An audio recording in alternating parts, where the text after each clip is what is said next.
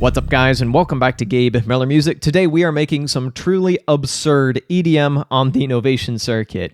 I've got the EDM meets metal crossover that absolutely no one asked for, and I've got a more kind of traditional festival EDM banger. So first of all, the packs that I'm using are the same that I used in my previous video this week. I'm using the Force Truly Evil pack bass pressure for the heavy bass stuff. I'm using Peyton Carter's pack for the prettier, floatier synth sounds, and I'm using my $5 sample pack, link is in the description, for all of the drums and even some synth and guitar sounds. And I'll get into that in a second, so let's jump into the circuit. Let's start this off by playing a more full version of the EDM Metal Jam.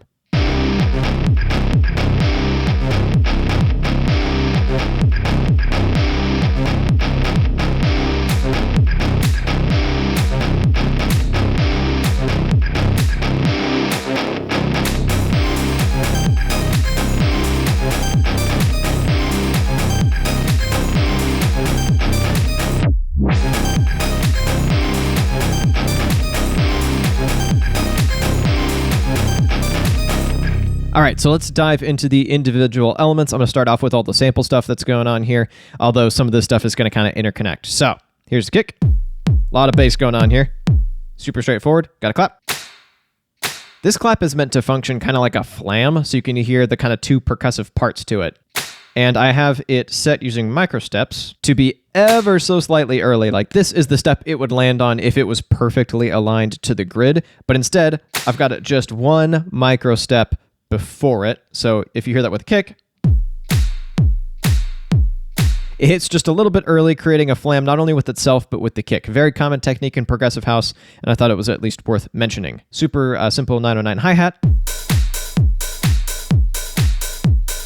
Not too exciting. And then, of course, the electric guitars.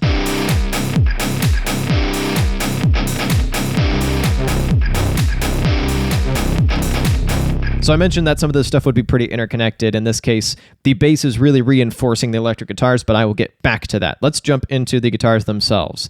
So there are 3 samples going on here, all available in my sample pack.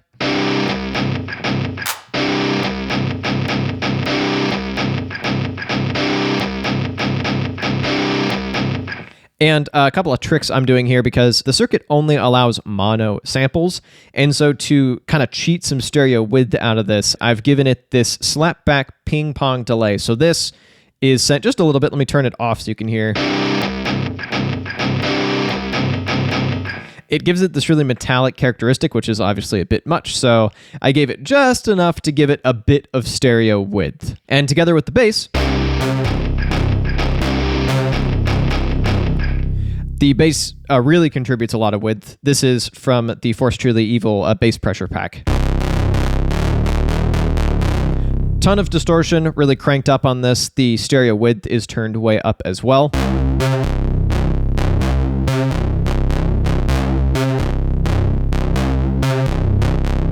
And much like the guitar, it's got a sharp attack and then a decent amount of sustain to it. So it's got some punch, but it rings out a bit longer than the chugging guitar. And they complement each other really well because of that. And then, of course, I've got this heavily sidechained to the kick, although I did make sure with this electric guitar pattern to never have it hit at the same time as the kick other than that first power chord.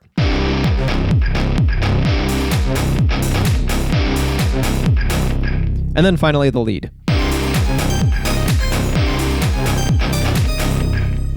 That is from Peyton Carter's pack. Really nice little arpeggiated sound. And I've got quite a bit of reverb on that.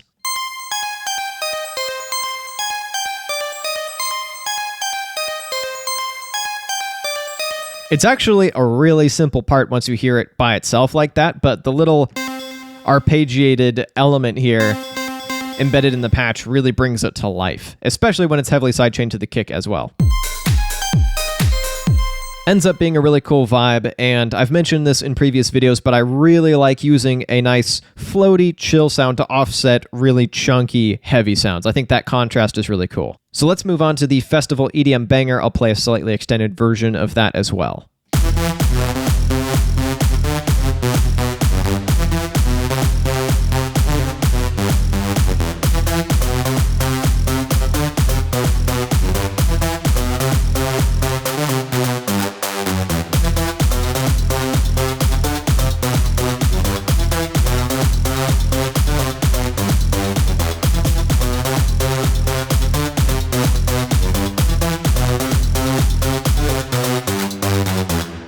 So definitely a bit of a stereotypical festival banger here, but I think it's fun. So let's walk through that.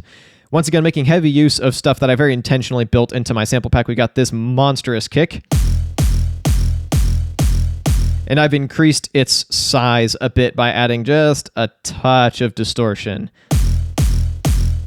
And then cutting off, I believe, a little high end. Really let that low end punch through. Up next, this snare. This is actually not an 808. This is sampled from the Model Cycles. So there's already a lot going on in the frequency spectrum, so I have to layer very carefully.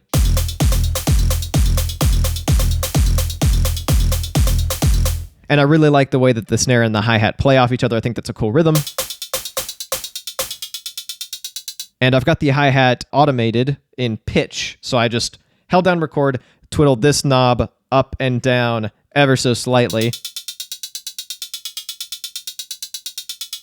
just to add a bit of movement. And all of this stuff is super dry in terms of effects. There's like no effects. The kick has a little bit of reverb on it, and then the clap has the most reverb out of any of the percussive elements. And that really helps give the kick some life. So here are all the drums together. So that's already a pretty fun groove, and then we throw in the leads. This guy is doing most of the work. So let me solo.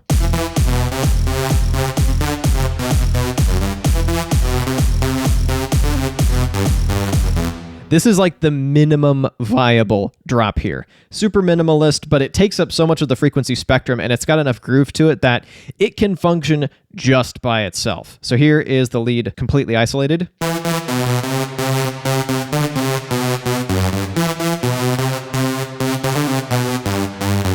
In effect, this patch is a gigantic super saw with some glide on it.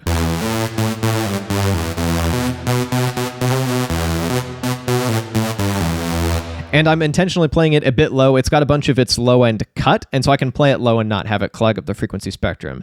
And also a ton of reverb on it. Not nearly as effective. And then, of course, it's heavily sidechained to the kick. And I believe that this is from the Force Truly Evil pack. And then layered in super subtly. And this is from the Peyton Carter pack. You're sensing a trend here. I really went out of my way to really blend all three packs, and I think it worked out pretty well. So this is basically like a sync lead. So it started off life as some kind of super saw or super square, and then there's some intentional phase cancellation going on here. And this is pretty quiet. But it supplies a bit of extra high end that this guy's missing. Makes it feel a little complex and a little less bare bones. So with the kick.